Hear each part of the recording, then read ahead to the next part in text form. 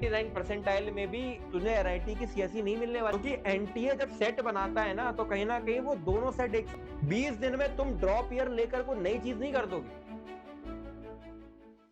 देखो मेरे भाई, सिंपल सी बात है, अप्रैल अटेम्प्ट को मैं नहीं चाहता कि तुम वैसे बर्बाद करो जैसे तुमने जनवरी को बर्बाद किया था। सिंपल सी बात है, 20 दिन हमारे पास बचे हुए हैं, मेजर कंपटीशन यहाँ से बाहर हो चुका है, किसी के बोर्ड एग्जाम अच्छे नहीं हुए, कोई जनवरी अटेम्प्ट में अच्छा परफॉर्म नहीं कर पाया, किसी ने क्विट करके ड्रॉप ले लिया है। मेजर बच्चे इस समय कंपटीशन से बाहर हो चुके हैं। जो इस समय कुछ सीरियस बच्चे बचे हैं, जो अभी भी मेहनत कर रहे हैं, उनके लिए बहुत आसान है, केक वॉक है, देखूं मैं अप्रैल अटेम्प्ट। तो अगले 20 दिन में तुम्हें बड़ा संभल के चलना है। और मैं उन बच्चों से भी अपील करना चाहता हूं जो अभी कंपटीशन से खुद को बाहर कर चुके हैं। भाई 20 दिन है, 20 दिन में तुम कुछ भी नया नहीं कर लोगे।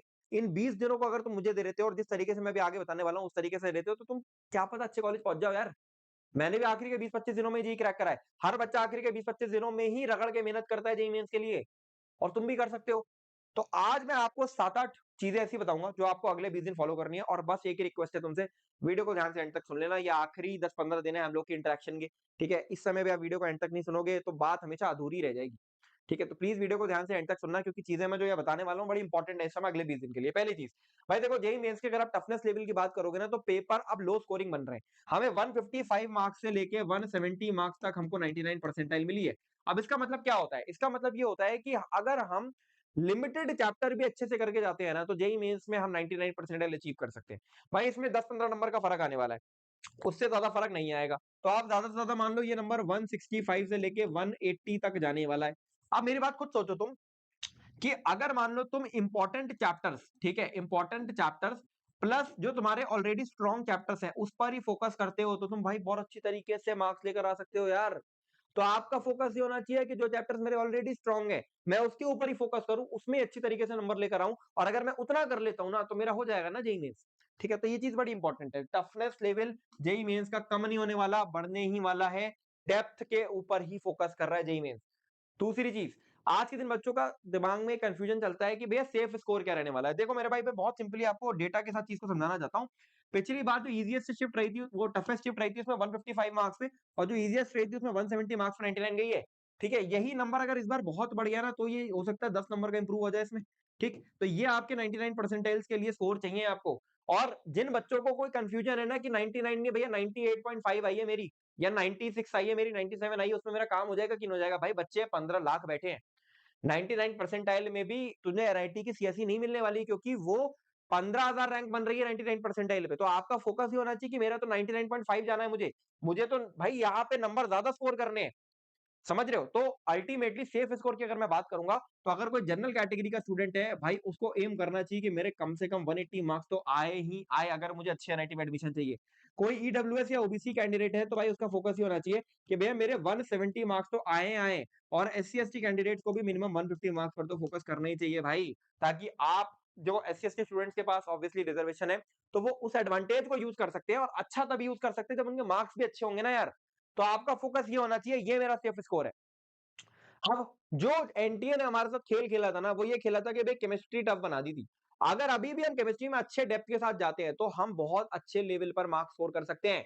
भाई 55 मार्क्स पे 99 परसेंटाइल बनी थी केमिस्ट्री के अंदर, ये एवरेज स्कोर रहा था लगभग। तो आपका फोकस ये होना चाहिए कि भाई केमिस्ट्री के अंदर पहली चीज, मैं इनऑर्गेनिक को तो बहुत ही अच्छी तरीके से कंप्लीट करूंगा। इनऑर्गेनिक के लिए तुम इसी चैनल पे, मैंने ऑलरेडी मेरी प्लेलिस्ट वाले सेक्शन में जाओगे तो वहां मैंने लेक्चर्स डाल रखे हैं, तो आप वो लेक्चर्स को फॉलो कर सकते हो, ठीक है। तो इनऑर्गेनिक तो आपका फोकस होना चाहिए, इनऑर्गेनिक को अच्छी तरीके से कंप्लीट करो। आप बच्चे ऑर्गेनिक और फिजिकल, भाई इसके अंदर जितने भी चैप्टर्स तुमने ऑलरेडी कर रखे हैं ना, उसमें डेप्थ में जाओ थोड़ा, ठीक है। थोड़ा टफ लेवल के क्वेश्चंस लगाओ, पीवाईक्यूज लगाओ, ताकि जब तुम डेप्थ में जाओगे ना, तो तुम्हें भी पता है 55-60 नंबर लेकर आने 99 के लिए यार, ज्यादा नहीं लेकर आने, बच्चे स्कोर ही नहीं कर पा रहे नंबर, ठीक है। तो कवरेज से ज्यादा लेवल पे फोकस करना है यहाँ पर, ठीक है। तो ये फोकस होना चाहिए, इनऑर्गेनिक बिल्कुल छोड़ के नहीं जानी, और ऑर्गेनिक फिजिकल में जो करके जाना है अच्छे लेवल पे करके जाना है। इसके साथ में यार देखो, हमें इस चीज का भी ख्याल रखना है कि यार हम अदर ऑप्शंस के ऊपर भी फोकस करके चलें। जेई मेंस तो हमारे पास है ही सही, जेई एडवांस भी है हमारे पास, बट उसके साथ में और एग्जाम्स होते हैं, जैसे बिट सेट होता है, वीआईटी होता है, ट्रिपल आईटी यूजी होता है, ऐसे करके बहुत सारे एग्जाम्स होते हैं, तो उस पर हमारा फोकस होना चाहिए। और एक दो ऑप्शन देखो, अब हर वीडियो के अंदर ना मैं आपको कॉलेजेस के ऑप्शन, इंस्टीट्यूट के ऑप्शन बताता रहूंगा, तो आज भी मैं एक ऑप्शन आपके लिए लेकर आया हूं। देखो आज के दिन में आपको भी पता है कि ये पीपीटी भी आप देखोगे तो एआई से प्रिपेयर करी गई है। एआई आज के दिन में हर चीज में इंटीग्रेट हो रहा है, और अगर आप आईआईटी एनआईटी में एडमिशन लेते हो ना, तो वहां पर भी आपको स्किल सीखनी पड़ती है। तो आज मैं आपके लिए एक ऐसे ऑप्शन लेकर आया हूँ, ठीक है। ऑब्वियसली यार, आप ऑब्वियसली बात है, बहुत सारे बच्चों का स्कोर उतना बढ़िया नहीं आता है, तो उनके पास ऑप्शंस रहने चाहिए। जितने ज्यादा ऑप्शंस आपके पास काउंसलिंग के टाइम पे रहेंगे, उतना बेहतर है। तो आज मैं आपके लिए लेकर आया हूँ ऑल्टा स्कूल ऑफ टेक्नोलॉजी, जो कि AI first computer science program offer करता है। ये चीज मुझे इसलिए पसंद है क्योंकि यहाँ पर क्या होता है, डे वन से ही आप कोडिंग कर रहे होते हो। यहाँ के बच्चों को डे वन से कोडिंग सिखाई जाती है। इवन आईआईटी और एनआईटी के बच्चों को भी ऐसा नहीं करवाया जाता, जो कि बहुत अच्छी बात है। फिर यहाँ पर आप एआई टूल्स और प्रोडक्ट बिल्डिंग कर रहे होते हो। यहाँ के बच्चे, मैंने सुना है, एआई चैटबॉट वगैरह बिल्ड करते हैं कॉलेज के अंदर रहते हुए, फर्स्ट सेकंड ईयर में ही ये टूल्स बिल्ड कर रहे होते हैं। फिर यहाँ पर आपको फर्स्ट ईयर में पर्सनल मैकबुक मिलता है और उसके साथ में 15 से ज्यादा एआई टूल्स का एक्सेस मिलता है, जिसके थ्रू आप लर्निंग बहुत अच्छी तरीके से कर सकते हो। और इसके साथ में आपको बहुत स्ट्रॉन्ग मेंटोरशिप ऑफर की जाती है। फैकल्टीज जो यहाँ पर आपको पढ़ाती हैं, वो खुद गूगल, माइक्रोसॉफ्ट, अमेजॉन की होती है। मेंटोर्स यहाँ पे गूगल, माइक्रोसॉफ्ट, अमेजॉन के प्रोफेशनल्स होते हैं। तो वो लोग आपको जैसा मेंटोर कर लेंगे, वैसा शायद और लोग ना कर पाए। इसके साथ में अगर डिग्री की बात करी जाएगी, तो ये 4 कॉलेजेस मैं आपको दिखा रहा हूँ। यहाँ से ये बीटेक कंप्यूटर साइंस की डिग्री ऑफर करते हैं। तो स्किल्स भी हो सकती है यहाँ पे, डिग्री भी हो सकती है, तो दोनों चीजों का बहुत लीथल कॉम्बिनेशन है ये। इसके साथ में इसको अगर आपको इसमें एडमिशन लेना है, तो आपको एसेट एग्जाम देना होता है। तो एसेट इज बेसिकली ऑल्टा स्कॉलस्टिक एप्टीट्यूड टेस्ट। आप ये एग्जाम देते हो और इंटरव्यू देते हो, तो उसके बाद आपको यहाँ पर स्कॉलरशिप भी ऑफर हो सकती है। मल्टीपल स्कॉलरशिप्स है और 100% स्कॉलरशिप तक का ऑप्शन है यहाँ पर। ये इसका जो एग्जाम डेट है, एसेट का एग्जाम डेट है, वो 14 मार्च रहने वाला है और लास्ट डेट 13 मार्च है। इसीलिए मैं ये चीज आपको इस समय बता रहा हूँ, इस वीडियो में बता रहा हूँ। तो इसका लिंक मैं आपको डिस्क्रिप्शन में दे दूंगा। बहुत अच्छा ऑप्शन है, प्लीज जाके अप्लाई कर देना, ठीक। तो डिस्क्रिप्शन में लिंक मिल जाएगी। अब बात करते हैं जैन अटेम्प्ट के पीवाईक्यूज की। भाई आपका तैयारी बहुत अच्छे लेवल पे चल रहा है, लेकिन क्या सच में जैन अटेम्प्ट के पीवाईक्यूज तुम सॉल्व कर पा रहे हो या नहीं कर पा रहे हो? ये चीज सुपर इंपॉर्टेंट है। भाई जनवरी के अगर तुम पीवाईक्यूज ही नहीं लगा पा रहे हो, तो क्या फायदा है भाई तैयारी करने का? एक चीज। दूसरी चीज, आप किसी भी साल के पीवाईक्यूज उठा के देख लेना, जैन अटेम्प्ट के पीवाईक्यूज बहुत सारे अप्रैल अटेम्प्ट में डायरेक्टली रिपीट होते हैं। सेम क्वेश्चन डायरेक्टली रिपीट हो जाता है भाई। किसी भी किताब, किसी भी पीवाईक्यू की बुक को उठा के देख लेना आप। क्योंकि एनटीए जब सेट बनाता है ना, तो कहीं ना कहीं वो दोनों सेट एक साथ प्रिपेयर करता है। तो बहुत सारे पीवाईक्यूज यहां से यहां रिपीट होते हैं। तो ये आपको सब लगा के जाने ही जाने, और मैं तो यहां तक कहूंगा रट के जाना, डायरेक्टली दिख जाएंगे शिफ्ट के अंदर, ठीक है। इसके साथ में बहुत सारे बच्चे इस समय गलती कर रहे हैं, वो मॉक टेस्ट नहीं देते हैं। अगर आप फुल मॉक टेस्ट नहीं दे रहे हो उस समय, तो बहुत बड़ी गड़बड़ है। मेरा ये मानना है, हफ्ते में कम से कम 2 फुल मॉक टेस्ट तो तुमको देने ही देने हैं। और इसलिए नहीं देने कि मेरा स्कोर क्या आ रहा है, इसलिए देने हैं कि भैया जो मेरे को आता है, क्या मैं उसको पेपर में अटेम्प्ट कर पा रहा हूँ। क्योंकि देखो, सिंपल सी बात है, अगर मान लो मैं बोलूं कि तुम मॉक टेस्ट दो, फुल मॉक टेस्ट दो, ठीक है, और तुम्हें 150 मार्क्स का पेपर आता है, 150 मार्क्स तुम्हारा स्ट्रॉन्ग चैप्टर्स में से आया हुआ है, तो तुम्हारा फोकस ये होना चाहिए कि क्या मैं इन स्ट्रॉन्ग चैप्टर्स में से सारे सवाल पेपर में अटेम्प्ट कर पा रहा हूं, नहीं कर पा रहा हूं। क्योंकि मेजर पेपर तुम्हारे स्ट्रॉन्ग चैप्टर से ही होता है, पर तुम पेपर में जाके कंफ्यूज हो जाते हो क्योंकि तुम क्वेश्चंस को चूज नहीं कर पाते हो। तो फोकस ये करो कि भैया अगर मेरे स्ट्रॉन्ग चैप्टर्स 150 मार्क्स के हैं, तो क्या पेपर में मैं 150 मार्क्स ला पा रहा हूँ कि नहीं ला पा रहा हूँ।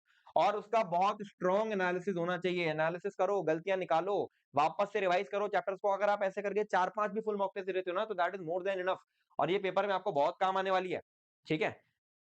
इसके साथ में जो बच्चों को ऐसा लगता है कि भैया यहां से मुझे ड्रॉप ईयर ले लेना चाहिए, मैं आपसे बस एक गुजारिश करूंगा, अभी 20 दिन हमारे पास बचे हुए हैं। इन 20 दिनों में एक बार आखिरी पुश देके देख लो।